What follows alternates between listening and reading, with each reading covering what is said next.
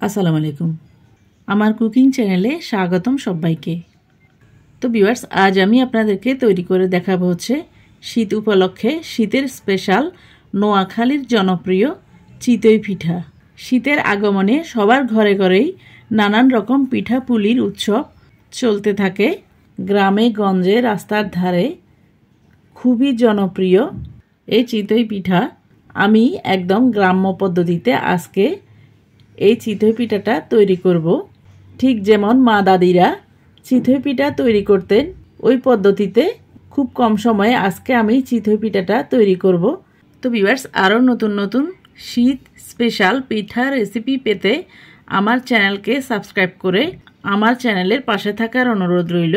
তো ভিউয়ার্স, চলুন দেখে নেওয়া যায় কীভাবে আমরা গ্রাম্য পদ্ধতিতে চিতই পিঠাটা তৈরি করব।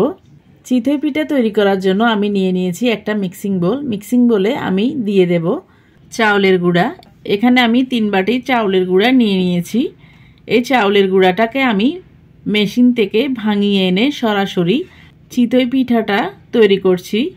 এই চাউলের গুঁড়াটা কিন্তু ভেজা চাউলের গুঁড়া। এরপর আমি এই চাউলের গুঁড়ার মধ্যে দিয়ে দেব স্বাদ মতো লবণ।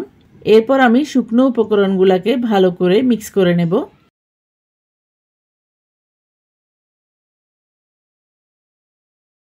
তো ভিউয়ার্স, এখানে আমি অফ ক্যামেরাতে পানিগুলাকে গরম করে নিয়েছি।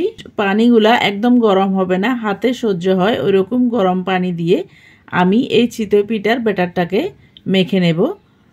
সব পানি কিন্তু একাত্রে দেওয়া যাবে না, অল্প অল্প করে পানি দিয়ে আমি প্রথমে চাউলের গুঁড়াটাকে মেখে নেব।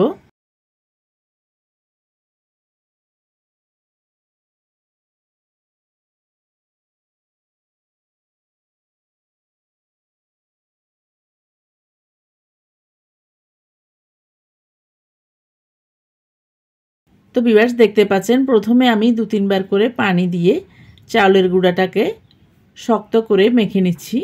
এরপর আমি এই চাউলের গুঁড়াটাকে 2 থেকে 3 মিনিট পর্যন্ত ভালো করে হাত দিয়ে কষলিয়ে কষলিয়ে মেখে নেব। এভাবে বেশ কিছুক্ষণ হাত দিয়ে কষলিয়ে এই পিঠার ব্যাটারটাকে মেখে নিলে পিঠাটা একদম নরম তুলতুলে হবে আর ফুলকো ফুলকো হবে। ব্যাটার মেখে নেওয়ার শুরু থেকে শেষ পর্যন্ত আমি কিন্তু কোনো ভিডিও স্কিপ করি নাই, বোঝার সুবিধার্থে কতটুকু সময় ধরে মাখতে হবে এই মাখার পুরো ভিডিওটা দেখেই বুঝতে পারবেন। বেশ কিছু সময় নিয়ে এই ব্যাটারটাকে মেখে নিলে চিতই পিঠাটা একদম ফুলকো ফুলকো আর নরম তুলতুলে হয়। এজন্য আমি মেখে নেওয়ার সিনটা স্কিপ করে নিই, যাতে করে দেখেই বুঝতে পারেন কতটুকু সময় নিয়ে আমি এই ব্যাটারটাকে মেখে নিয়েছি। তো ভিউয়ার্স, দেখতে পাচ্ছেন পিঠার ব্যাটারটা কিন্তু এখনো একদম শক্ত রয়েছে। 2 থেকে 3 মিনিট পর্যন্ত আমি পিঠার ব্যাটারটাকে মাখিয়ে নেব। এতে করে পিঠার ব্যাটারটা আরও একটু পাতলা হয়ে যাবে আর একদম আঠালো টাইপ হয়ে যাবে। তো ভিউয়ার্স, দেখতে পাচ্ছেন পিঠার ব্যাটারটা কিন্তু আঠালো টাইপ হয়ে গেছে আর একদম সফট হয়ে গেছে। এরপর এ পর্যায়ে আমি কোনো পানি না দিয়ে দেব 2টো ডিম। এখানে আপনারা চাইলে 1/2 টিস্পুন বেকিং পাউডারও দিতে পারেন।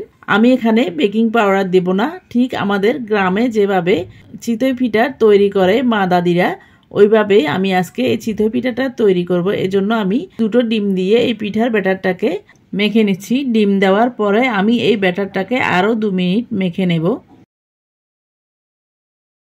দেখতে পাচ্ছেন আমি কিভাবে ব্যাটারটাকে মেখে নিচ্ছি আর ফেটিয়ে নিচ্ছি।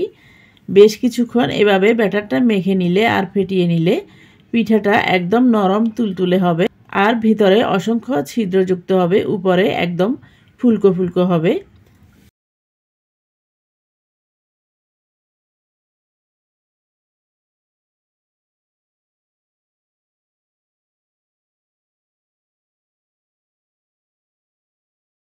তো ভিউয়ার্স, দেখতে পাচ্ছেন ব্যাটারটাকে আমি ডিম দিয়ে ভালো করে 2 মিনিট মেখে নিয়েছি। এরপর আমি আরও 2 থেকে 3 টেবিল স্পুন পরিমাণ হাতে সহ্য হয় ওরকম গরম পানি দিয়ে আরও 1 মিনিট পর্যন্ত মেখে ব্যাটারটাকে আরও একটু পাতলা করে নেব।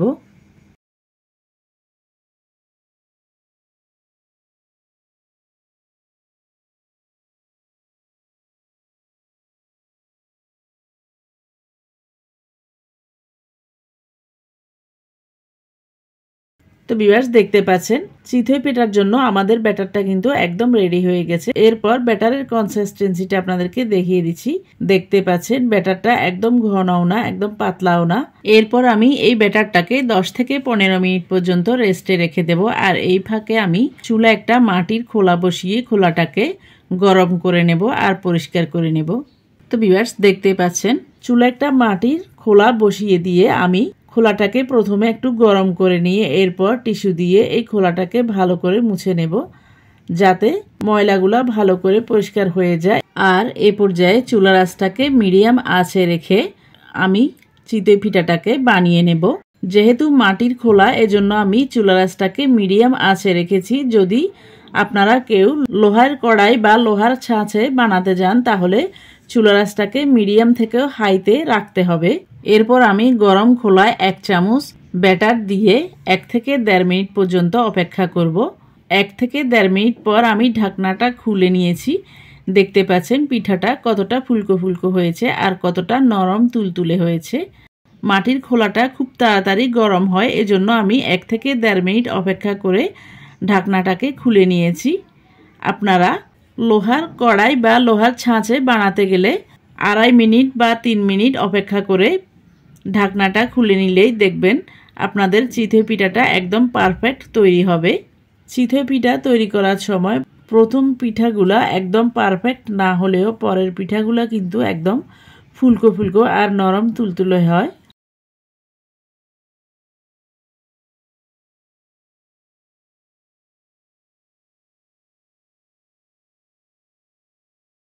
তো ভিউয়ার্স দেখতে পাচ্ছেন তৈরি হয়ে গেল আমাদের শীত স্পেশাল চিতই পিঠা।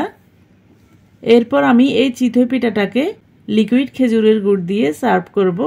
আমাদের গ্রামের বাড়িতে লিকুইড খেজুরের গুড় বা খেজুরের রস দিয়ে এই চিতই পিঠাটা বানিয়ে খায়, আবার ভর্তা দিয়েও খাওয়া যায়। আপনারা এই চিতই পিঠাটা ভর্তা, মাংসের ঝোল বা খেজুরের রস দিয়েও খেতে পারেন। খেতে কিন্তু খুবই মজা লাগে। তো ভিউয়ার্স আপনাদের সবার কাছে অনুরোধ থাকবে আমার আজকের এই নোয়াখালীর জনপ্রিয় চিতই পিঠা রেসিপিটি যদি ভালো লাগে তাহলে বাসায় একবার হলো ট্রাই করবেন। আর রেসিপিটি ট্রাই করলে কেমন হয়েছে কমেন্ট করে জানাবেন। আর এই শীতে নতুন নতুন পিঠা রেসিপি পেতে আমার চ্যানেলটিকে সাবস্ক্রাইব করে আমার পাশে থাকার অনুরোধ রইল। তো ভিউয়ার্স আবারও আমার রেসিপিটি ট্রাই করার অনুরোধ জানিয়ে আমার চ্যানেলকে লাইক, কমেন্ট, শেয়ার ও সাবস্ক্রাইব করার অনুরোধ জানিয়ে আজকের মতো এখানে বিদায় নিচ্ছি। আবার দেখা হবে নতুন কোনো ভিডিওতে নতুন কোনো রেসিপি নিয়ে। সে পর্যন্ত সবাইকে আসসালামু আলাইকুম, আল্লাহ হাফেজ।